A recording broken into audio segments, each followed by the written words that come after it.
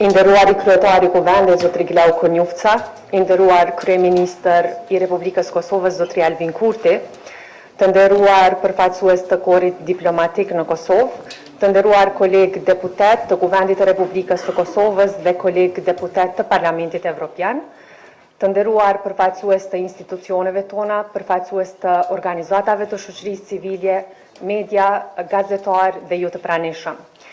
Mirë se keni ardhur në konferencën ndërkombëtare Udhëzimi i Ballkanit Perëndimor, Diplomacia Parlamentare për Bashkëpunim euro-atlantik dhe rajonal, organizuar për herë të parë ndonjëherë nga Komisioni për Politikë të Jashtme dhe Diasporë në Kuvendin e Republikës Kosovës.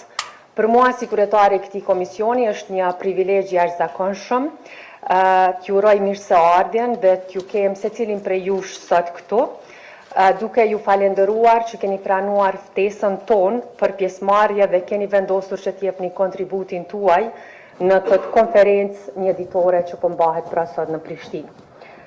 Dua po ashtu të falenderoj dhe miqtë tanë ndërkombëtar, të cilët sikurse dhe çdo herë, edhe sot të gjenden në mesin tonë, për të na dhënë mbështetjen e tyre drejt ndërtimit të një bashkëpunimi më të ngushtë dhe më të fuqishëm përgjatë rrugtimit tonë drejt strukturave euro-atlantike. Kjo konferencë mjeditore do të kalojë në 4 sesione të ndryshme, me tema dhe panelistë të ndryshëm, ku do të flasim për Ballkanin Perëndimor dhe zhvillimin e Bashkimit Evropian, do të flasim për sigurinë në një kohë kur konfliktet janë aktuale në vende të ndryshme në botë, do të flasim për ndikimin dhe rolin e shoqërisë civile dhe mediave në demokratizimin e shoqërisë tonë, dhe do të flasim për të ardhmen që sigurisht është synim i gjithë yni dhe përpjekje jonja e vazhdueshme që të kemi një të ardhme sa më të ndritur. Dua të falenderoj zyren e Friedrich Ebert Stiftung në Prishtinë, cilët na kanë mbështetur dhe ndihmuar në organizimin e kësaj konference, dhe njëkohësisht më lejoni që t'i hap punimet e konferencës, fillimisht me mesazhet e folësve kryesor të kësaj konference, që janë kryetari i Kuvendit zotri Glau Konjufca, kryeministri i Republikës Kosovës zotri Albin Kurti dhe drejtori i FES-it zotri Peter Holbrag. Ja kaloj fjalën kryetarit të Kuvendit zotri Glau Konjufca.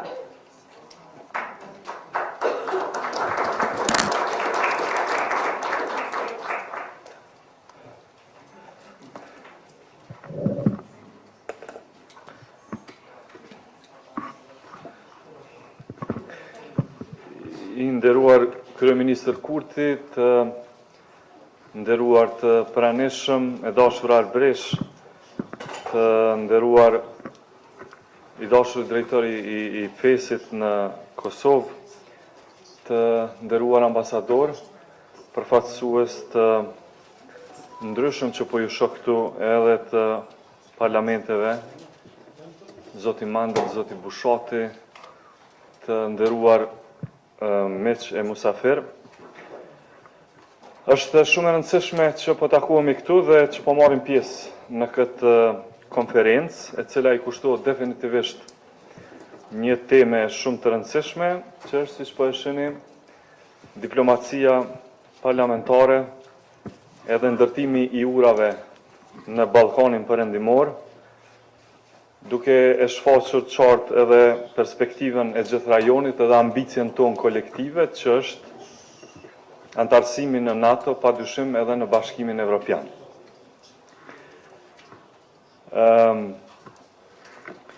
Natyrisht që diplomacisë nuk i ka rënë fare rëndësia, rëndësia e saj vetëm po shtohet për shkak të zhvillimeve globale, dhe nuk është se kur ndodhin luftrat ato e kanë zëvendësuar diplomacinë.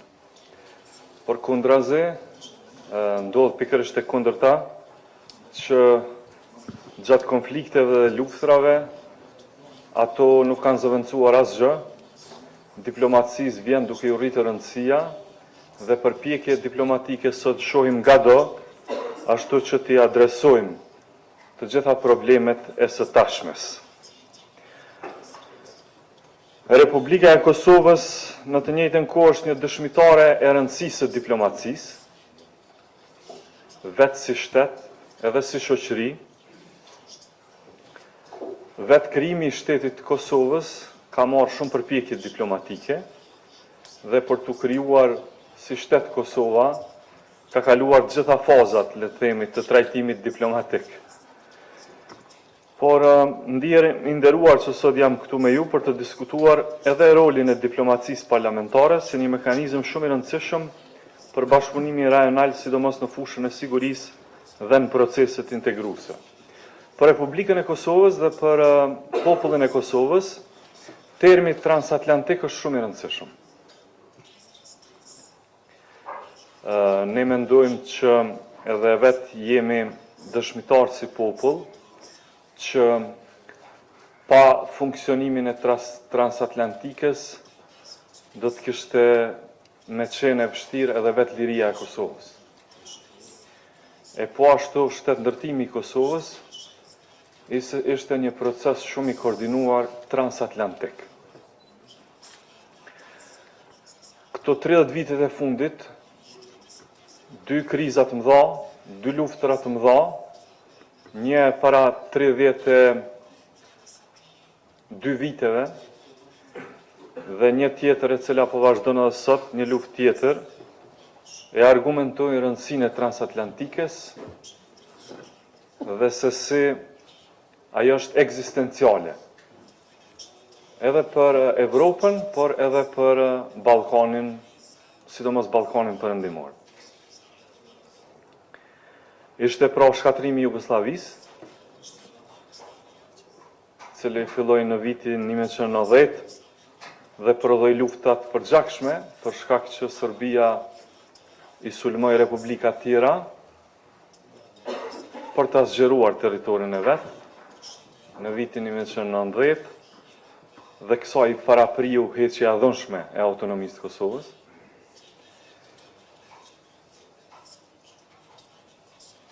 Proces ky i cili mendoj që vazhdoi deri në vitin 1998 kur shpërtheu dhe lufta në Kosovë. Pra një federate të cilës ju deshën 9 vite që të shpërbëhej dhe la prapa shumë pasoja. Neve si popull gjithve na kujtohet në atë kohë se si po mos ekziston të kjo transatlantikja, faktikisht bashkëpunimi i Shteteve të Bashkuara të Amerikës me Evropën në kuptimin e sigurisë, nuk do të ndaleshin luftrat në ish Jugosllavi. Dhe pasojat do të mund të ishin shumë të mëdha. Pa dyshim që do të ishin shumë të mëdha. Dhe sot jemi dëshmitar të luftës së Ukrainës,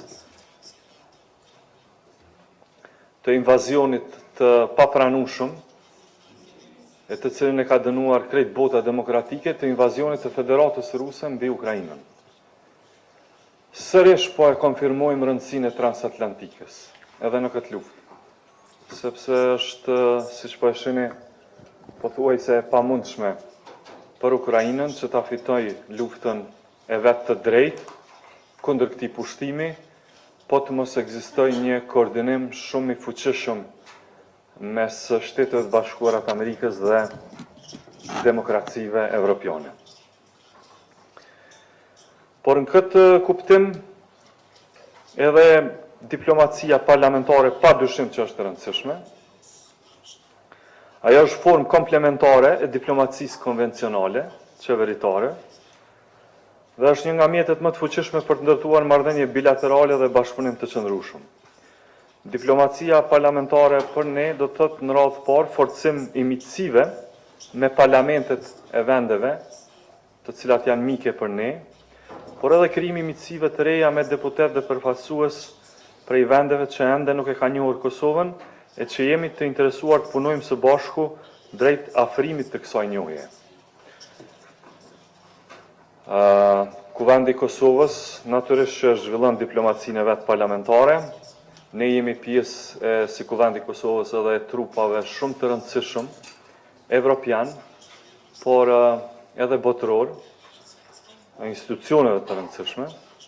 Jemi pjesë e Këshillit të Evropës. Parlamenti i Kosovës e ka një delegacion atje i cili bën vërtet punë të mirë. Jemi pjesë e Asamblesë Parlamentare të NATO-s. Jemi pjesë e asamblesë parlamentare për procesin në bashkëpunimin e Evropës juglindore, e po ashtu jemi edhe pjesë e frankofonisë, si dhe shumë trupave të rëndësishëm në botë, ku Kosova jep kontributin e vetë, përmes pranisë edhe diskutimeve edhe të qenit drejt për drejt pjesë e këtyre proceseve. Për të arritur këtë, ne si kuvend vazhdimisht organizojmë edhe aktivitete ndërkombëtare, gjithmonë me cilësore edhe në aspektin organizativ dhe tematik, por edhe marrim pjesë në përnisma e aktivitete rajonale, evropiane ndërkombëtare, që organizohen për vendet ndryshme. Këto aktivitete shërbejnë për të shkëmbyer ide e për të kontribuar në rritjen e sasisë dhe cilësisë së komunikimit mes ligjvënësve të shtetit tonë me ata të shteteve tjera. Njëri për instrumenteve më të fuqishme të kuvendit, padyshim që janë 56 grupet miqësisë që i kemi ne, duke përfshirë edhe grupet miqësisë me të gjitha vendet mosnjose të Bashkimit Evropian.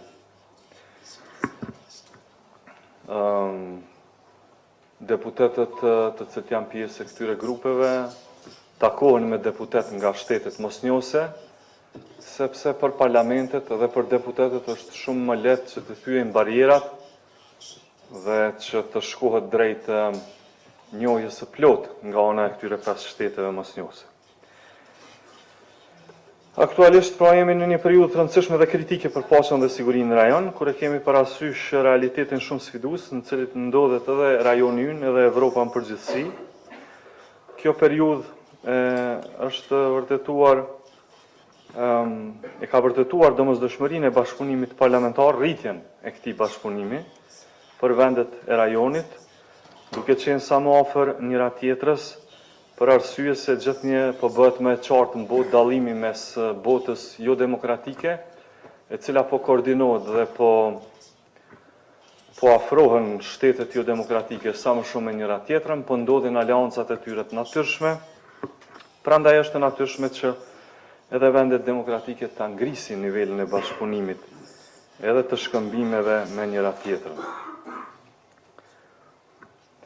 Ne po punojmë që përmjet bashkëpunimit edhe me donatorët ndërkombëtar brenda kuvendit të forcojmë edhe kapacitetet e deputetëve dhe të stafit parlamentar mbështetës sa i përket forcimit të bashkëpunimit ndërparlamentar me shërbimet homologe të parlamenteve të vendeve të rajonit edhe më gjerë. Ne përndryshe në kuvendin e Kosovës e kemi edhe departamentin tonë të integrimeve evropiane, e kemi ekipin tonë i cili vazhdimisht edhe në baza të rregullta, pra periodike takohet me Bashkimin Evropian në kuadër të realizimit të marrëveshjes tonë kontraktuale që e kemi me Bashkimin Evropian, marrëveshjen e stabilizim asociimit. Pra ndodh një takim në Bruksel, në Bashkimin Evropian dhe një takim i rregullt në Republikën e Kosovës së Bashku. Kemi edhe memorandume të bashkëpunimit me parlamentet e ndryshme për të forcuar bashkëpunimin tonë. Gjatë vizitave të mia në institucionet e Bashkimit Evropian kam qenë dëshmitar një bashkëpunimi të shkëlqyeshëm, pra mes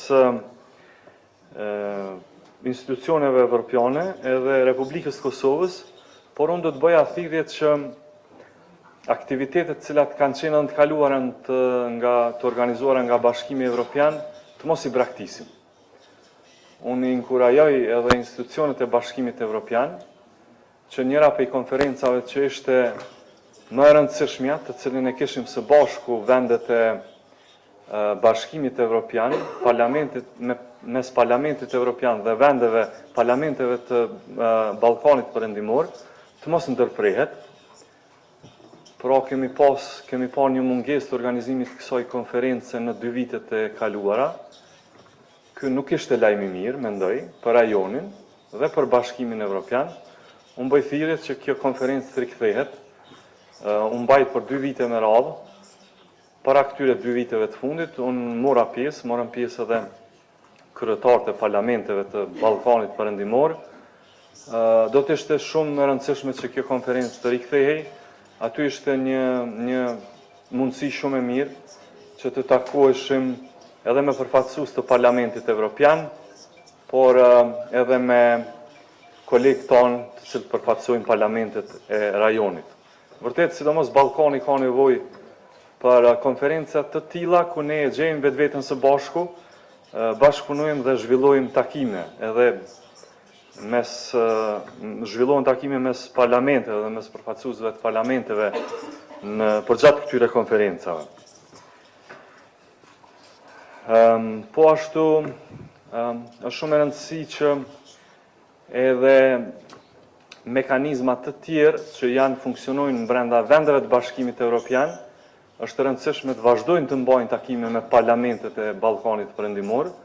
Njëri prej tyre ka qenë edhe iniciativa e vendeve të Vishegradit për takim të rregullt me parlamentet e Ballkanit Perëndimor.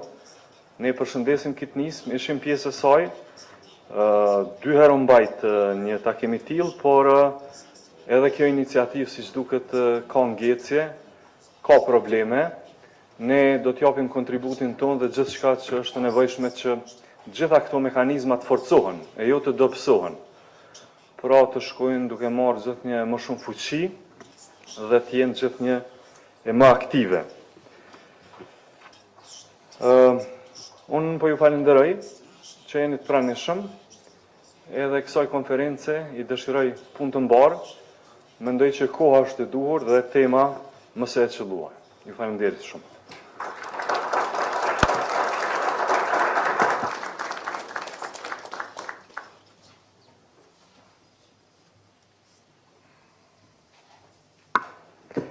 Faleminderit kryetar për fjalën tuaj, ndërsa tani kam nderin të ftoj kryeministrin e Republikës Kosovës, zotri Albin Kurti.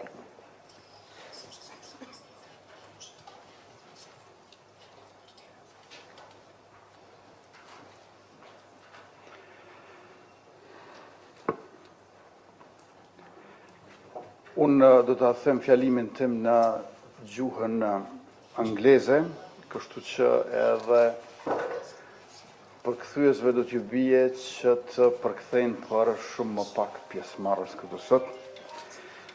Honorable Mr. Glauko Njufca, Speaker of the Parliament of the Republic of Kosovo, dear Ms. Arbresh Kryeziu Hyseni, Chair of the Committee on Foreign Affairs and Diaspora of the Assembly of Kosovo, dear Dr.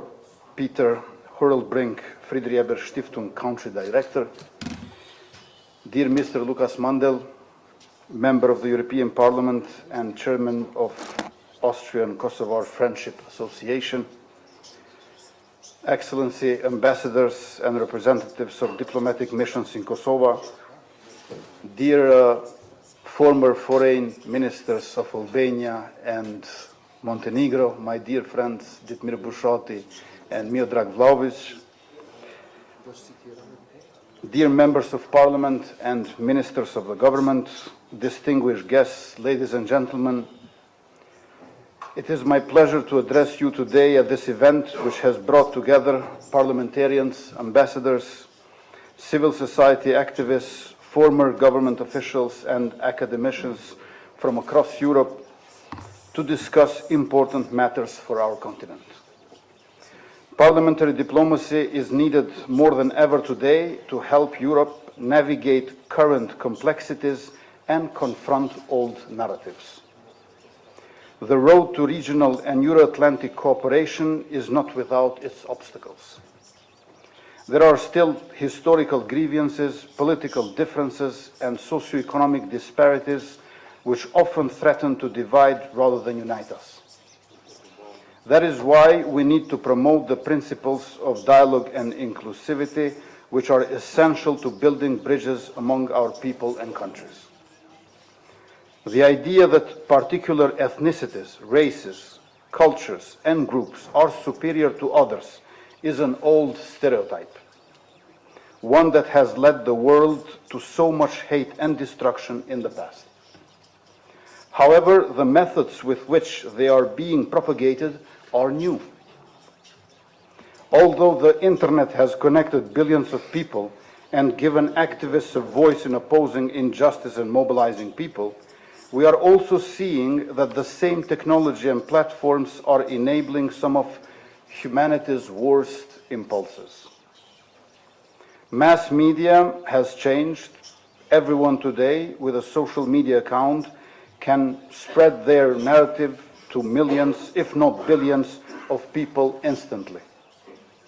This has made it easy to fall prey of what psychologists call a confirmation bias, namely the tendency to select facts and opinions that reinforce our pre-existing worldviews and filter out the ones that don't. But we also directly witness misinformation and disinformation campaigns which are not based on selective facts but on total lies, a hybrid war. Unfortunately, the war in Ukraine isn't happening in a vacuum.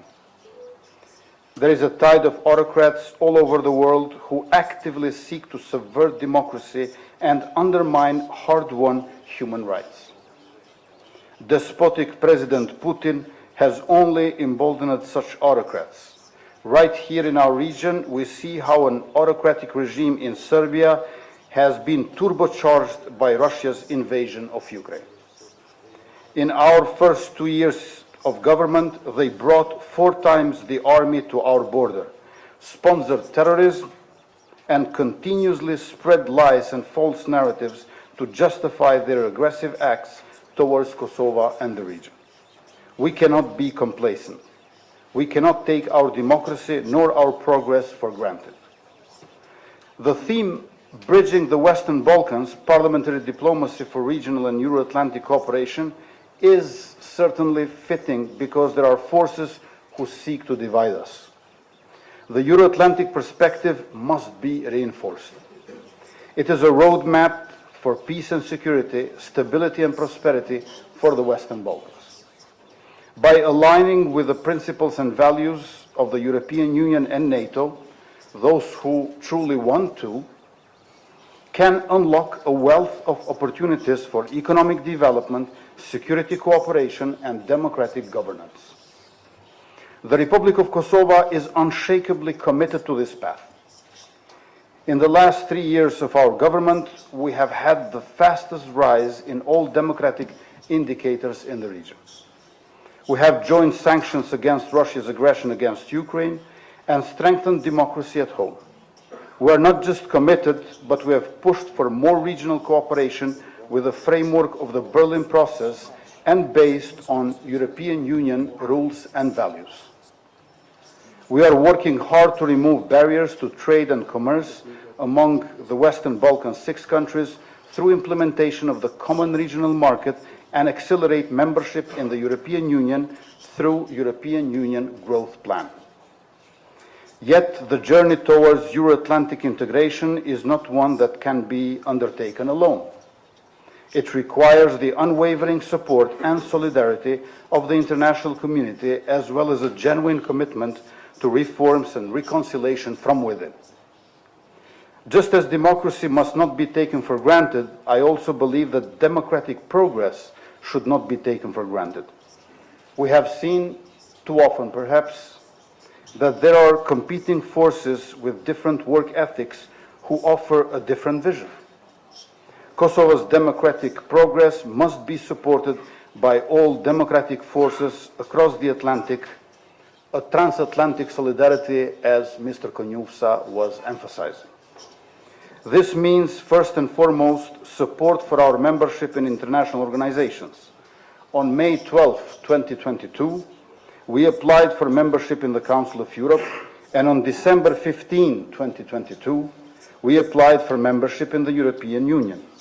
Last year, on April 24th, our application in the Council of Europe was transmitted to the Parliamentary Assembly, while our application for EU membership has not yet been put on the agenda of the European Council to authorize the Commission to send us the questionnaire.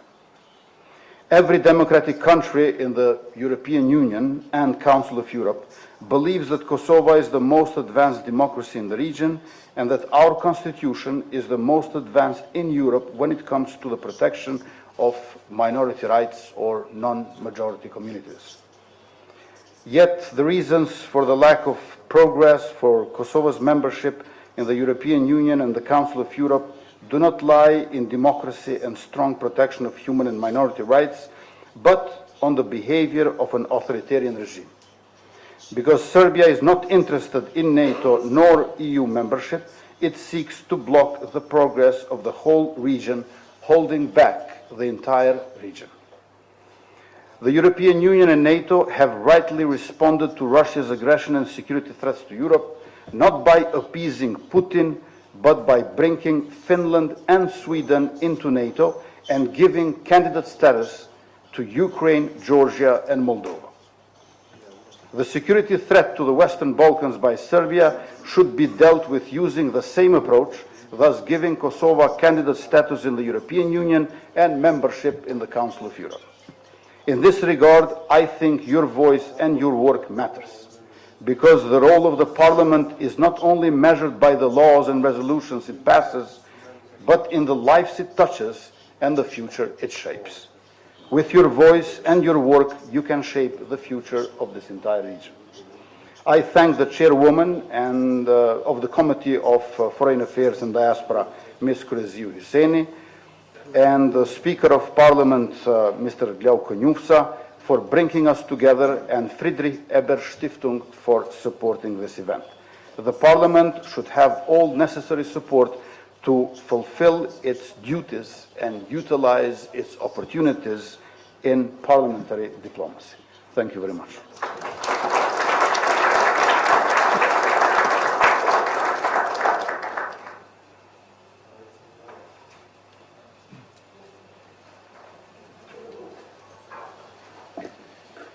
Faleminderit Kryeministër Kurti, ndërsa tani do të ftoj drejtorin e zyrës së PES, zotrin Hurel Brik, për të mbajtur një fjalë rasti.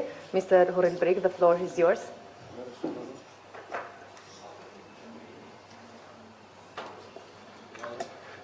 Thank you so much. Dear Mr. Prime Minister, dear Mr. Speaker of Parliament, dear Chair of the Committee, dear Abresha, Albin and Glauk, ladies and gentlemen, dear friends of the Friedrich Ebert Stiftung, I'm sure there are some friends of us here. A very good morning, hello, and a warm welcome. It's a great pleasure for me to be here with you, looking forward to really important discussions. My name is Peter Hurelbrink. I have the honor of welcoming you as the head of the Friedrich Ebert Stiftung here in Pristina. I've been working for some years in Bosnia and Herzegovina, and since September I really have the privilege to collect new experiences in Kosovo and also in North Macedonia. So I already learned a bit about the EU enlargement process, the security challenges in the region and regional cooperation here in the Western Balkans. Many say, or perhaps rather hope, that we finally feel new dynamics, mainly because of the brutal Russian war against Ukraine, which has shattered previously dominant certainties and stagnation, or at least should have shattered those certainties. Many are speaking of a new window of opportunity for EU enlargement, regional and euro-atlantik cooperation. I really hope that's not just wishful thinking, but will become reality. I have my doubts, to be honest, and therefore I'm pleased that we are about to discuss this here with much more qualified people than me. You are not here to hear my assessments, and you are really right with that. But perhaps you'll allow me to briefly share some of my thoughts on this conference. I really think we have succeeded in bringing together a lot of expertise on some of the most important issues for the future of the Western Balkans. Of course, who am I to tell you? EU and transatlantic integration, NATO membership, regional cooperation are of enormous importance for all countries here in the Western Balkans. But this requires a high number of reforms in all countries, and not only in the Western Balkans, also in the European Union. It's also important to discuss today's security challenges, maybe including issues like organized crime, corruption, and so-called ethnic tensions. And I'm pleased we'll discuss the importance of parliamentary cooperation for strengthening democratic institutions, promoting good governance, upholding the rule of law. In my view, the fundamental importance of parliaments is given far too little attention in so many meetings at government level. And the same applies to the role of civil society, which is, of course, always mentioned, but all too often only plays a secondary role at highly official meetings and conferences. No, Without the serious involvement of civil society, there will be no inclusive and sustainable progress. The same applies, of course, to truly free media. And it's important to talk about economic, social, and ecological improvements. We all know about the high unemployment rates, economic inequalities, the healthcare systems, the terrible air quality, the lack of investment opportunities.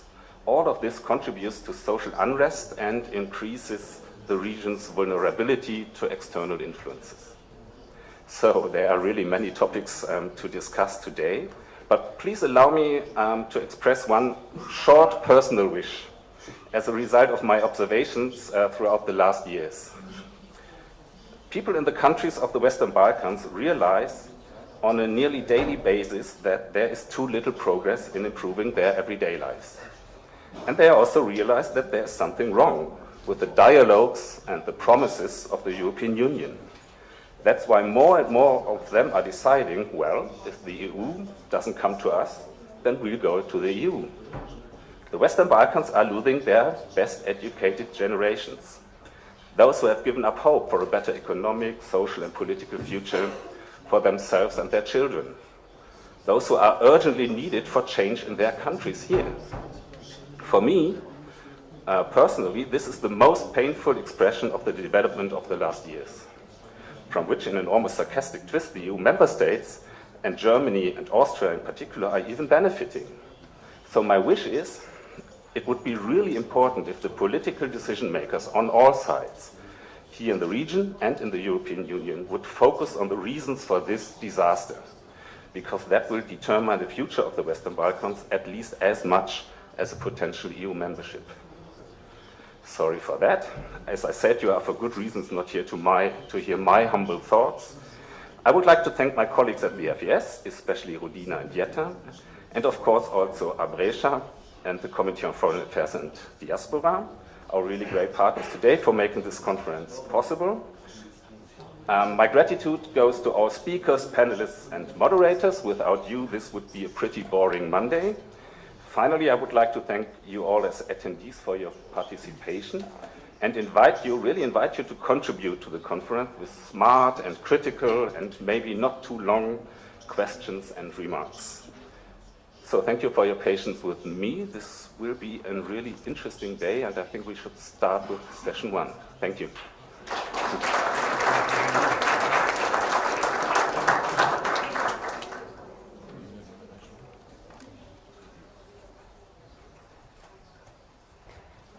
Faleminderit zotri Hurelbrink.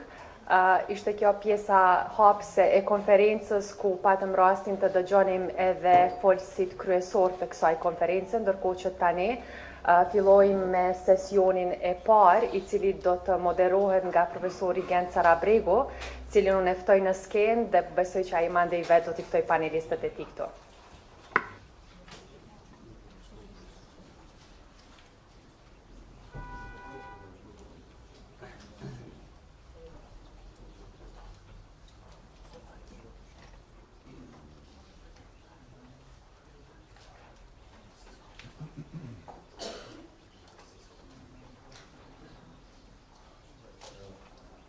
So let me now invite the panelists, Mr. Political Advisor to the Prime Minister of the Republic of Kosovo. Please welcome.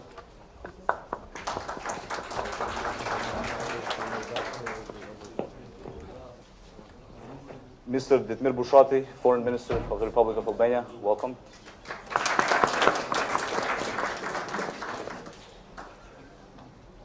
Mr. Alejandro Estezo Perez, political researcher focusing on Western Balkans.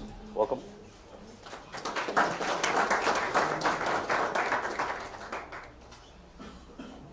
And Mr. Lukas Mandl, Austrian politician, member of the European Parliament. Welcome. Well, first things first, can everybody hear me? All right? Yes? Okay, so my name is Gencar Abrego, and I'm an assistant professor. Oh, sorry. So I was told that she was not making it, so my apologies. And last but not least, Ms. Fitore Pazzoli Dalipi, a member of the